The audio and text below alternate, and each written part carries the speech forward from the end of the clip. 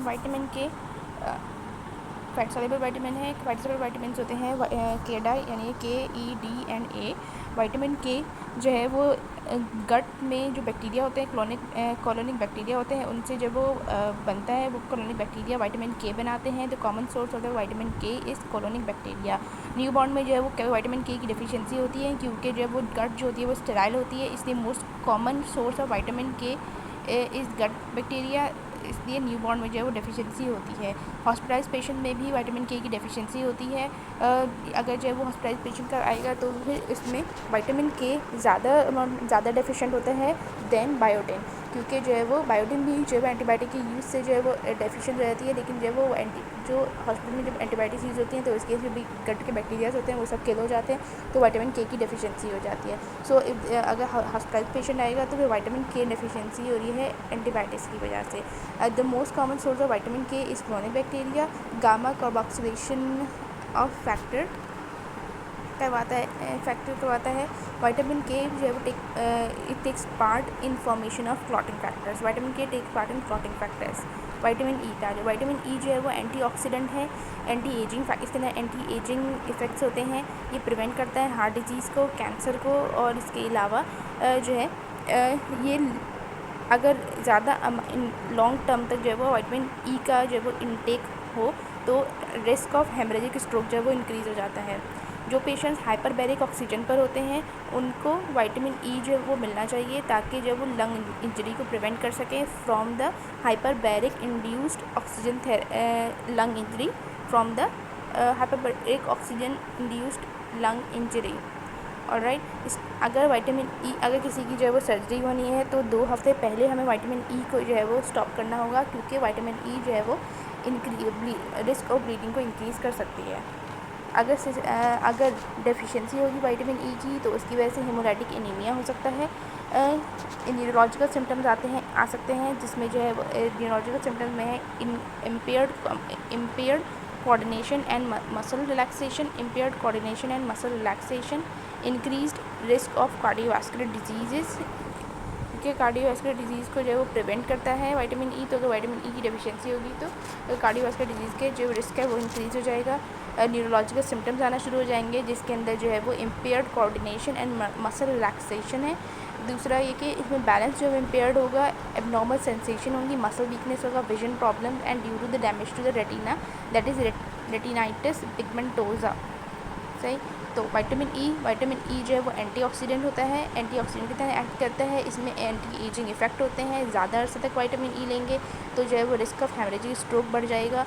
अगर जो है वो कोई पेशेंट है जिसको विटामिन ई लॉन्ग टर्म तक वो ले रहा है तो उसके अंदर हेमरेजिक स्ट्रोक के चांसेस इंक्रीज़ हो जाते हैं। विटामिन ई अगर कोई किसी पेशेंट की सर्जरी होनी है तो हमें 2 हफ्ते पहले स्टॉप करना होगा, वरना जो है वो विटामिन ई जो है वो ब्लीडिंग का रिस्क को जो है वो इंक्रीज़ कर देता है। अगर कोई पेशेंट जो है वो हाइपरबैरिक ऑक्सीजन पर है तो हमें उसको साथ में विटामिन ई देना चाहिए ताकि लंग इंजरी ना हो हाइपरबैरिक ऑक्सीजन थेरेपी की वजह से। ऑलराइट, अच्छा, इसके अलावा अगर विटामिन ई की डेफिशिएंसी हो जाएगी तो उसकी वजह से ये होगा कि हेमोलाइटिक एनीमिया होगा चिल्ड्रंस के अंदर।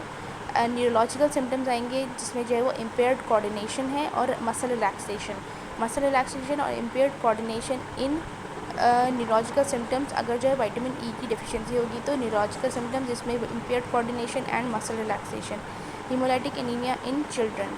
ऑलराइट, और इसके अलावा इनकी जो विटामिन ई है क्योंकि वो हार्ट डिजीज़ को प्रिवेंट करता है, तो अगर विटामिन ई की डेफिशिएंसी होगी तो इंक्रीज रिस्क होगा कार्डियोवास्कुलर डिजीज़ के।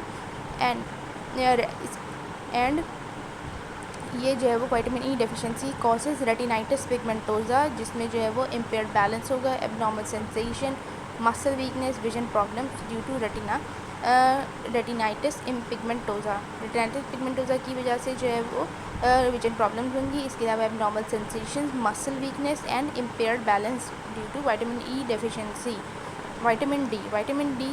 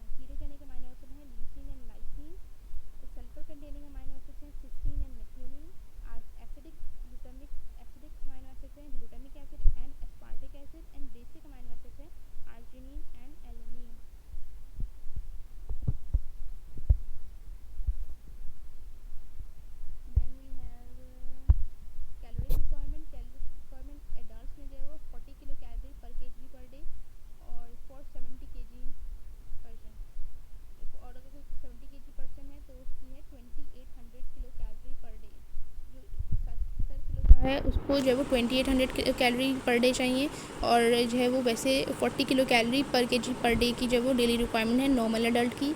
और वो एडल्ट जो कैटाबॉलिज्म के साथ है, एडल्ट विद कैटाबॉलिज्म, तो उसकी रिक्वायरमेंट है 60 kilo calorie per KG per day.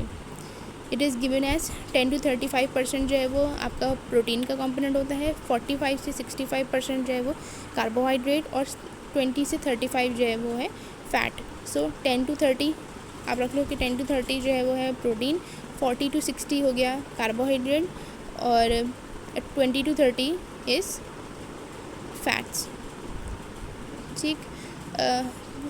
Protein में एनर्जी, प्रोटीन से एनर्जी मिलती है 4.1 kilo calorie, carbohydrate energy 4.1 kilo calorie, fat से 9.1 किलो कैलोरी, एंड अल्कोहल से 7 कैलोरीज पर ग्राम। सो प्रोटीन एनर्जी, प्रोटीन में होती है 4.4, प्रोटीन से मिलती है 4.1 kilo calorie, 4.1 kilo calorie, 4.1 kilo calorie protein से भी, और कार्बोहाइड्रेट से भी 4.1 किलो कैलोरी। फ़ैट से मिलती है 9.1 kilo calorie, 9.1 kilo calorie from fat. Alcohol से मिलती है 7 कैलोरीज पर ग्राम।